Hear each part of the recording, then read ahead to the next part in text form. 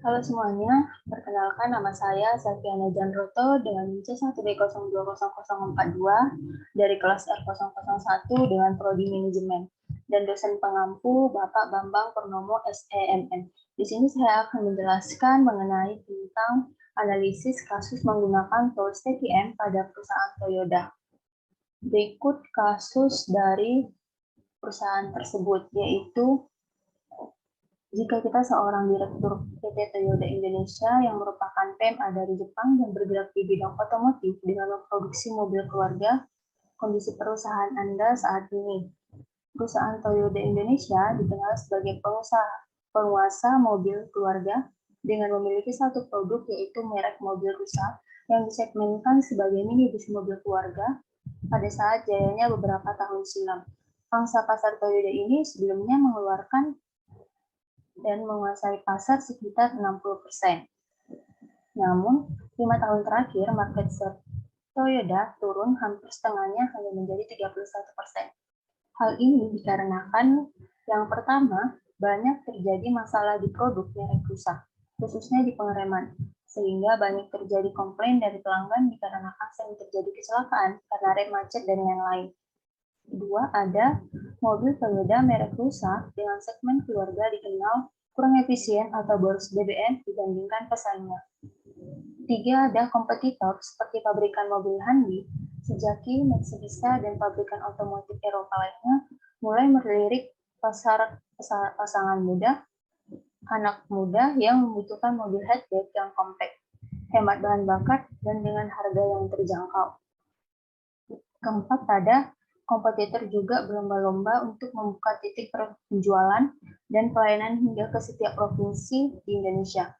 Sedangkan Toyota Indonesia baru memiliki cabang di kota-kota besar di Indonesia seperti di Medan, Palembang, Jakarta, Bandung, Surabaya, dan Makassar. Kelima, ada tingkat kepuasan pelanggan ketika melakukan servis di bengkel Toyota menurun dikarenakan staf yang kurang ramah, ruang tunggu yang kurang nyaman, dan waktu perbaikan yang lama karena kekurangan tenaga di bengkel. Yang keenam, ada promosi yang dilakukan saat ini menggunakan iklan di televisi dan koran yang tentunya membutuhkan budget yang besar namun tidak berimpact positif terhadap penjualan.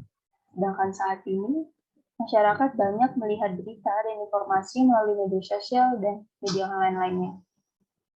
Nah, jika saya diberikan kepercayaan oleh kantor pusat untuk melakukan perbaikan agar PT Toyota Indonesia bisa bertahan dan bahkan terus menjadi penguasa nomor 1 otomotif di Indonesia, apa yang harus saya lakukan?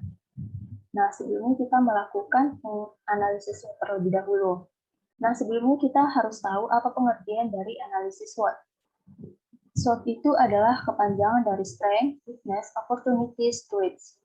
Analisis SWOT adalah teknik perencanaan strategi untuk bisnis atau suatu proyek. Metode ini mempertimbangkan faktor internal dan eksternal guna menyusun strategi bisnis yang efektif. Yang pertama ada strength atau kekuatan. Perusahaan dengan penguasa pasar. Kedua ada pernah menguasai pasar 60%. Seperti yang kita tahu, perusahaan PT Toyota ini dengan mobil merek rusanya ini pernah menguasai pasar sebanyak 60%. Yang kedua ada weakness atau kelemahan. Pertama ada masalah produk dalam mesin, yaitu rem dan boros BBM. Kedua, sistem inden yang mengecewakan konsumen.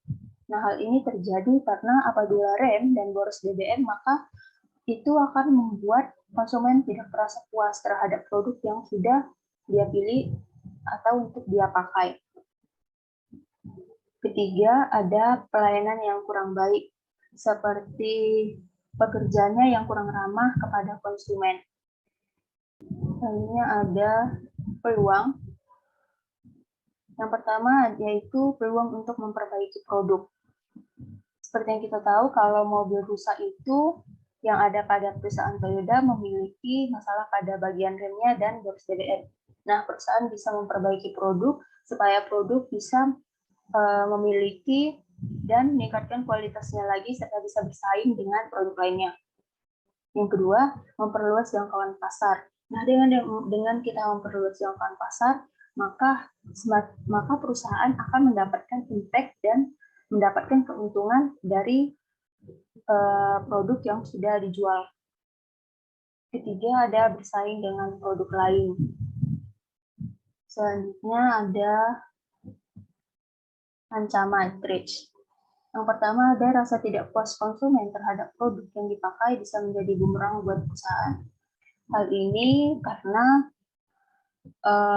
konsumen, jika dia tidak merasa puas, maka dia akan menimbulkan persepsi yang negatif terhadap perusahaan tersebut. Bahkan konsumen bisa mempengaruhi orang lain dengan menceritakan pengalamannya karena merasa tidak puas terhadap produk yang sudah dia gunakan.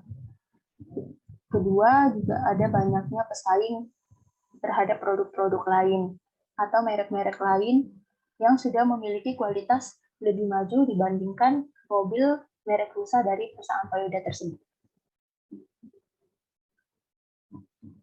Adapun saran dan solusi dari saya, yaitu yang pertama, memperbaiki iklan agar konsumen merasa tertarik dan mau membeli Toyota.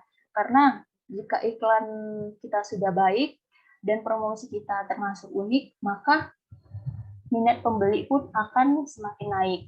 Yang kedua, tidak hanya promosi saja, tetapi mencoba untuk membuka titik penjualan dengan memperbaiki segmen pasar dan memperluas jangkauan pasar.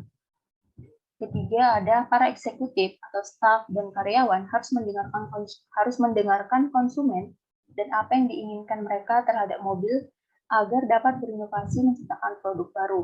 Nah, dengan begitu, maka konsumen akan merasa puas dengan membeli produk Toyota. Yang keempat, ada meningkatkan kerjasama tim dan pelayanan yang baik kepada konsumen, supaya konsumen merasa nyaman dan merasa puas.